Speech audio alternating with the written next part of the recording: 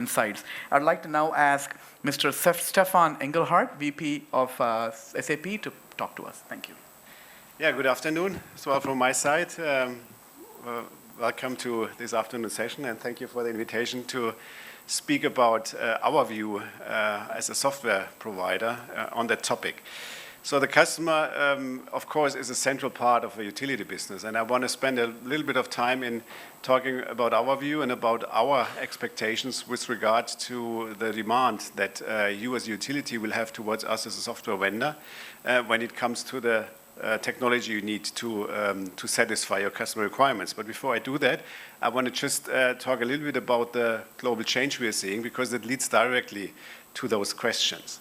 So when we look into the global market, and we are offering our solution on a global scale, and India is a very important part of that, so we see that this energy transition or energy revolution, however we call that, is a fact meanwhile. I mean, we talk about that since, I would say, 10 years now, but when you look to what is actually happening, that is really now there. It has arrived, and I think many utilities across the globe are not really ready for that. But you see there's a lot of new topics coming up that are changing the aspect of energy providers and the way how they look in the business, and that requires, of course, a complete different view on the IT. As a matter of fact, this transition is not only a business transformation, it's more than that. It's a big transformation project from a centralized way to generate and distribute energy to a much more decentralized way. And that, of course, impacts massively the way how utilities interact or have to interact in future with their end customers. So that is a business change. That, of course, has as well technical implications. For instance, when you look into Germany, we have meanwhile more than 1.5 million of individual power producing units that feed the grid. All of them are at the same time customers of the utility, so they have a completely different role. And that is the role that we call the prosumer. I mean, it's not a new term. It's a prosuming customer, a customer who is getting energy, but at the same time feeding energy in. But that changes everything, because the whole concept of delivering that customer and interacting with that customer is changing. And utilities are facing a couple of challenges with that. One is, of course, the classical challenge in that model.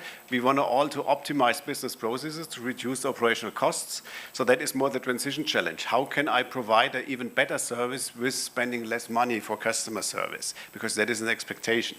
On the other hand side, there is a business challenge, because we have a transformation into a complete new business area or business areas.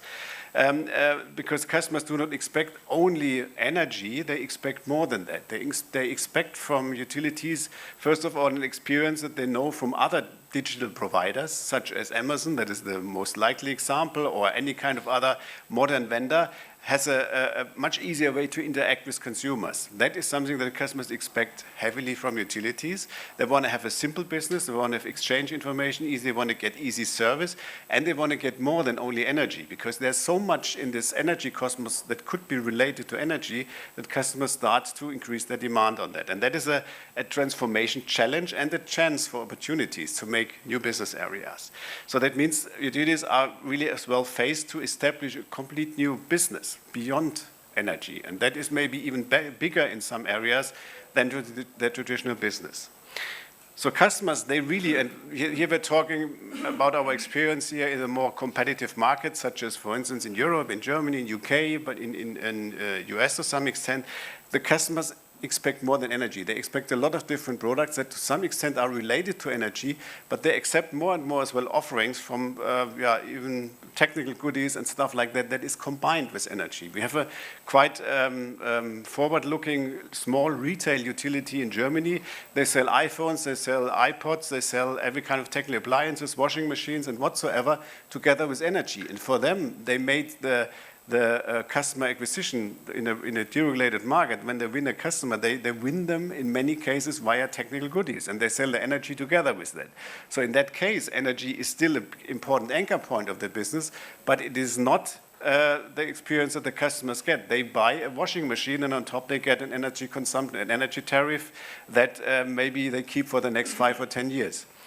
And it's more than that. that means, of course, for those utilities that they have to look as well into expanding their business practice. They have to learn and adopt businesses from the retail part, from automotive when they offer, for instance, electric or mobility concepts based on electromobility.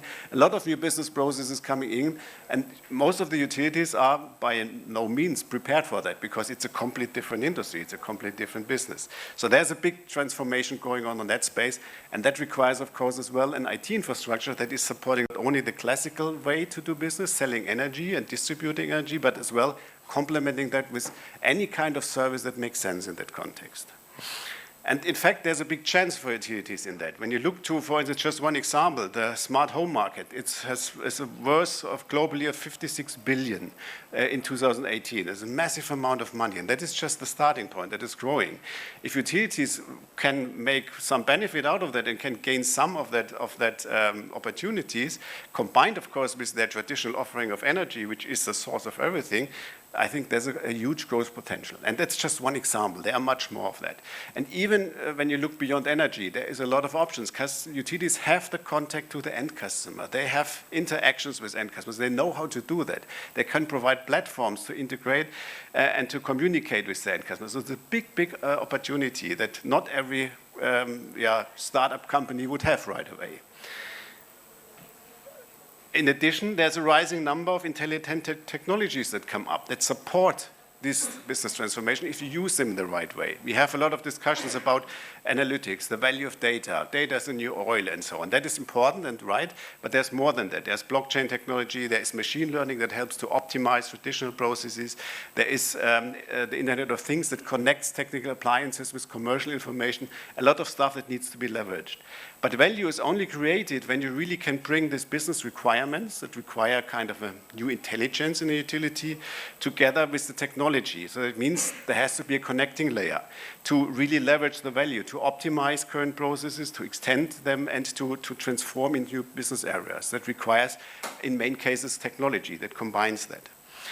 And that is why what we consider that utilities who lead in that space, and mainly they are driven by the market demand, so they really becoming intelligent enterprises. That means they focus on one hand side on the optimization of their current existing business. They want to reduce the cost to serve massively by leveraging technology. And at the same time, they transform into new business areas and extend their scope. So that means they optimize, they reduce costs based on the existing business. They do not ignore that or do not, let's say, spend less attention, no, but they optimize it. Then they build on top of that, extend current business processes, maybe first with value-added services, and then they even go beyond and transform into complete new business areas. And to do that, you need to have a technology that supports that, and that is what we call an intelligent enterprise framework. That consists out of three major parts mainly. You need to have a digital platform that is providing all the data management and the orchestration of processes across the whole value chain. You need to have intelligent technologies that are supporting blockchain, machine learning, in-memory data analytics and this kind of stuff. And on top of that, you need the applications that are leveraging the processes accordingly. So that is what we call intelligent enterprise, and that is how SAP develops its software portfolios. And for utilities, we have quite a long experience, and we are continuously evolving in that. So we have there a platform, a commerce platform that is supporting that, facing and focusing mainly as well on the self-service of customers, because that is what customers expect, a new digital way to interact, to really set up new products, energy plus additional stuff.